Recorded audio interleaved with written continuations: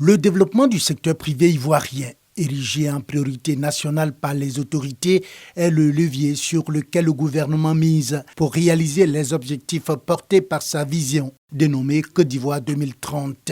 Des objectifs rappelés ce lundi à l'ouverture de la 5e édition de la journée du partenariat État-secteur privé. Doubler le revenu par tête d'habitant, créer 8 millions d'emplois d'ici 2030, réduire la pauvreté de moitié en 2030, rehausser l'espérance de vie de 10 ans.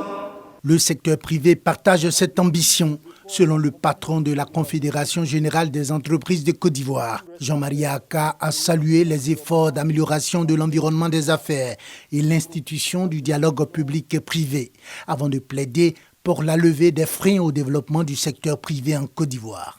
La taille trop importante d'un secteur informel à faible productivité constitue un frein au développement d'un secteur privé national compétitif.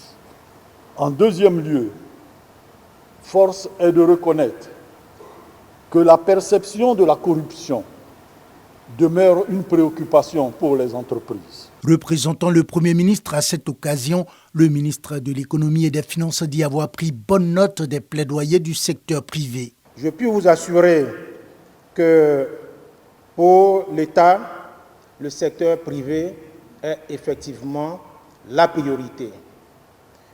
C'est sur cette conviction que je voudrais vous indiquer que tout sera fait pour faire en sorte que le secteur privé puisse s'épanouir.